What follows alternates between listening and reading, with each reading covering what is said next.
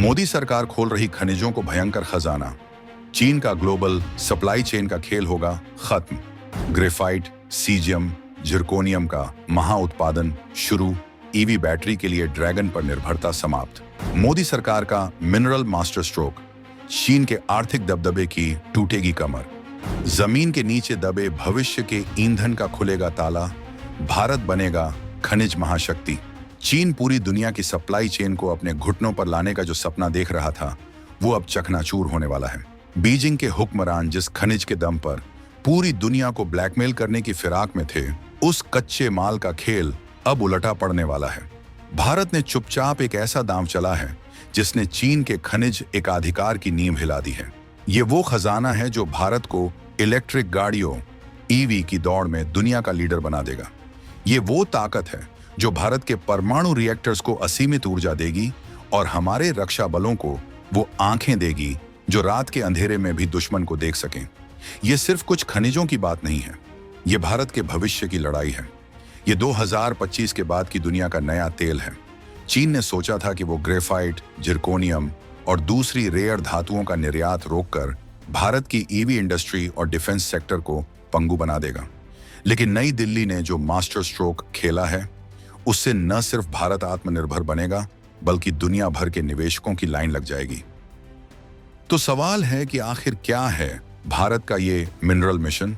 वो कौन से 4 जादुई खनिज हैं जिनके लिए भारत ने ये चक्रव्यूह रचा है? सरकार के सिर्फ एक फैसले से चीन का अरबों खरबों डॉलर का बाजार कैसे तबाह हो सकता है? क्या भारत सच में ईवी बैटरी के मामले में चीन को पछाड़ पाएगा? और क्या इस खजाने की खोज में भारत को लिथियम का वो महाभंडार भी मिलने वाला है जिसकी तलाश दुनिया कर रही है? इन सारे सवालों के जवाब हम आपको इस वीडियो में आगे देने वाले हैं। हम आपको बताएंगे इस धमाकेदार खबर की पूरी कहानी, तो बने रहिएगा वीडियो पर। और इस संबंध में आपके जो भी विचार हो कमेंट में लिखकर जरूर बताइएगा। परमाणु ऊर्जा से लेकर नाइट विजन तक भारत की आत्मनिर्भरता से हिली दुनिया। चीन की निर्यात दादागिरी का भारत ने निकाला तोड़। दुनिया देखेगी नई दिल्ली का दम। तो खेल शुरू हुआ प्रधानमंत्री नरेंद्र मोदी की अध्यक्षता में हुई उस कैबिनेट बैठक से जिसने दुनिया के मिनरल मैप को बदलने का ऐलान कर दिया। यह फैसला है 4 क्रिटिकल खनिजों की रॉयल्टी दरें घटाने का। ये 4 नाम रट लीजिए: ग्रेफाइट, सीजियम, रुबिडियम और जिरकोनियम। अब आप सोचेंगे कि रॉयल्टी घटाने से क्या होगा? यही तो है इस खेल की सबसे बड़ी चाल। केंद्रीय मंत्री अश्विनी वैष्णव ने खुद बताया कि इन 4 खनिजों पर भारत में रॉयल्टी दरें इतनी ज्यादा थीं कि कोई भी प्राइवेट कंपनी इन्हें जमीन से निकालने में दिलचस्पी ही नहीं दिखा रही थी। ये ऐसा था मानो आपके घर के नीचे खजाना दबा हो, लेकिन उसे निकालने का टैक्स ही इतना हो कि आप उसे दबा रहने देना बेहतर समझें। इसे सरल भाषा में समझिए। मान लीजिए आपको जमीन खोदकर 100 रुपये का माल मिलता है, लेकिन सरकार कहती है कि पहले 50 रुपये टैक्स रॉयल्टी दो। आप सोचेंगे, इतनी मेहनत, इतना रिस्क और कमाई सिर्फ 50 रुपये? इससे अच्छा तो मैं ये काम ही ना करूं। भारत की प्राइवेट कंपनियां यही सोच रही थीं।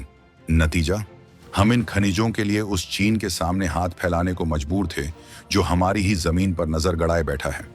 लेकिन अब सरकार ने इस रॉयल्टी को युक्तिसंगत रैशनलाइज कर दिया है। मतलब टैक्स को इतना कम कर दिया है कि दुनिया भर के निवेशक और भारत की बड़ी बड़ी कंपनियां अब इन खनिजों को खोजने और खोद कर निकालने के लिए टूट पड़ेगी। ये सिर्फ एक टैक्स कट नहीं है, ये भारत के खनिज युद्ध में उतरने का बिगुल है।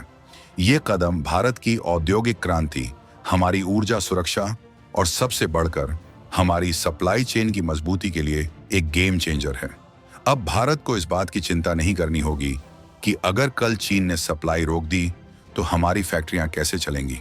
ये 2025 के भारत का ऐलान है। हम खजाना खरीदेंगे नहीं, हम अपना खजाना खुद खोदेंगे। लेकिन भारत को यह कदम उठाने की जरूरत पड़ी क्यों? जरूरत पड़ी क्योंकि ड्रैगन अपनी औकात दिखाने लगा था। चीन इस वक्त क्रिटिकल मिनरल्स यानी इन महत्वपूर्ण खनिजों की दुनिया का डॉन बना बैठा है।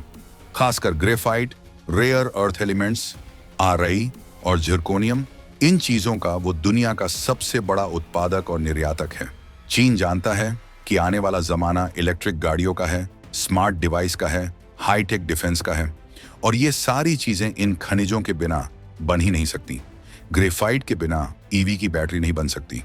जिरकोनियम के बिना परमाणु रिएक्टर नहीं चल सकते। रेयर अर्थ एलिमेंट्स के बिना आपके फोन की स्क्रीन से लेकर लड़ाकू जहाज के रडार तक सब बेकार है।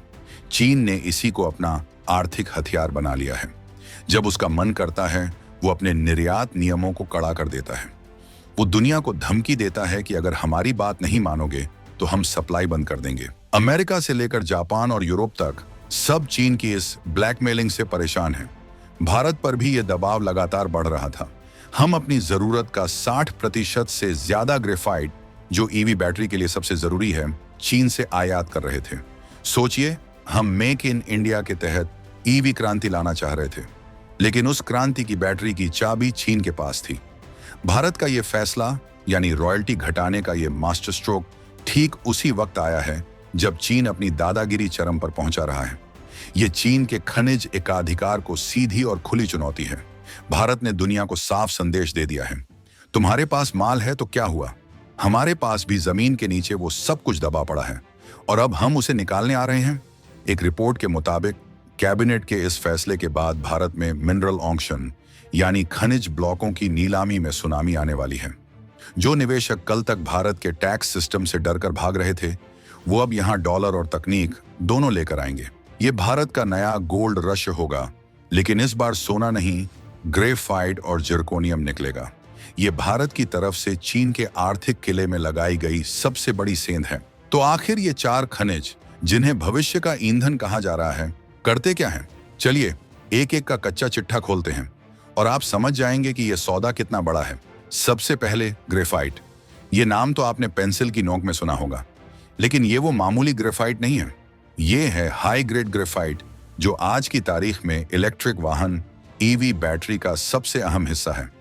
आपकी ईवी एक बार चार्ज होकर कितनी दूर जाएगी, कितनी जल्दी चार्ज होगी, ये सब इसी ग्रेफाइट पर निर्भर करता है। भारत अपनी जरूरत का 60% ग्रेफाइट अभी चीन जैसे देशों से मंगाता है। अब सोचिए, जब यह ग्रेफाइट भारत में ही निकलेगा तो भारत की ईवी इंडस्ट्री कहां से कहां पहुंच जाएगी। टेस्ला हो या टाटा, सबको मेड इन इंडिया बैटरी मिलेगी। दूसरा है जिरकोनियम। ये है असली बाहुबली खनिज। इसका इस्तेमाल होता है परमाणु ऊर्जा रिएक्टर्स में। ये हाई टेम्परेचर झेल सकता है। इसके बिना न्यूक्लियर पावर प्लांट चलाना नामुमकिन है। यही नहीं, एरोस्पेस इंडस्ट्री में, यानी लड़ाकू जहाजों और सैटेलाइट के पुर्जे बनाने में भी इसका इस्तेमाल होता है। यहां तक कि मेडिकल इंडस्ट्री में भी ये काम आता है। ये भारत की ऊर्जा और रक्षा दोनों को फौलादी ताकत देगा। तीसरा है सेजियम। ये है टाइम का खनिज। दुनिया की सबसे सटीक घड़ियां, एटॉमिक क्लॉक्स, इसी से बनती है।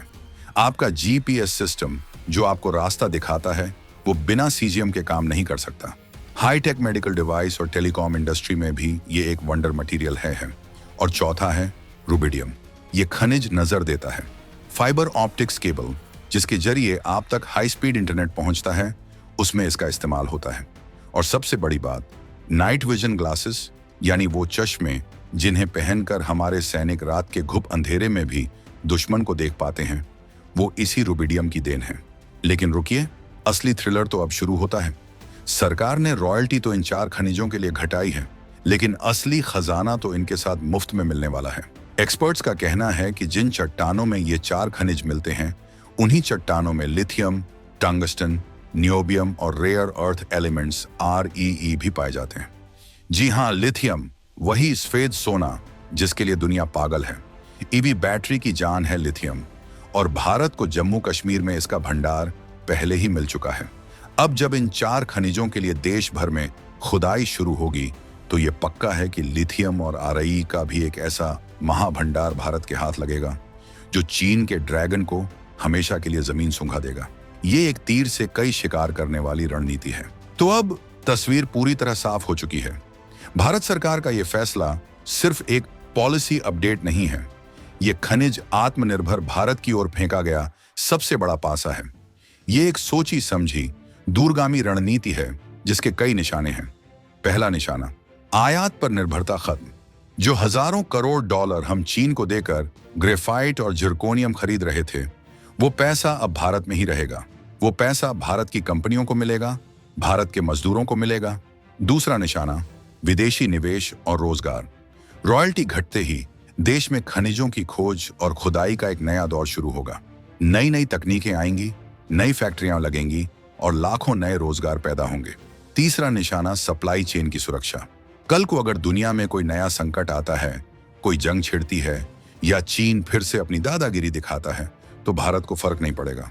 हमारी ईवी फैक्ट्रियां, हमारे परमाणु प्लांट, हमारी डिफेंस कंपनियां सब बिना रुके चलती रहेंगी। और ये सिर्फ हवाई बातें नहीं हैं, एक्शन जमीन पर शुरू हो चुका है। सरकार ने पहले ही कई राज्यों में ग्रेफाइट ब्लॉकों की नीलामी शुरू कर दी है। 27 ब्लॉक नीलाम हो भी चुके हैं और 20 नए बड़े ब्लॉकों की नीलामी की तैयारी जोरों पर है। 2025 का ये साल भारत के मिनरल सेक्टर के लिए ट्रांसफॉर्मेशन का साल साबित होने वाला है। ये कदम साबित करता है कि नया भारत अब डिफेंसिव नहीं, ऑनफेंसिव खेल रहा है। हम सिर्फ चीन के कदमों का जवाब नहीं दे रहे, हम अब अपना खेल अपने नियमों पर खेल रहे हैं। चीन ने सप्लाई को हथियार बनाया, भारत ने प्रोडक्शन को ही अपना ब्रह्मास्त्र बना लिया है। अगर ये नीति अगले 5 सालों तक इसी रफ्तार से चलती रही तो वो दिन दूर नहीं जब Bharat EV battery, hi-tech defence और सेमीकंडक्टर चिप्स की मैन्युफैक्चरिंग में दुनिया का नया बॉस बनेगा। चीन, जो आज दुनिया को खनिज बेचकर अपनी तिजोरियां भर रहा है, कल शायद वही चीन भारत से इन खनिजों को खरीदने के लिए लाइन में खड़ा होगा। ये है नए भारत की नई बिसात। आपको क्या लगता है, क्या भारत का ये मिनरल मिशन चीन के एकाधिकार को सच में तोड़ पाएगा? और क्या लिथियम का खजाना मिलते ही भारत दुनिया की सबसे बड़ी ईवी सुपर पावर बन जाएगा? अपनी राय कमेंट्स में जरूर बताइएगा।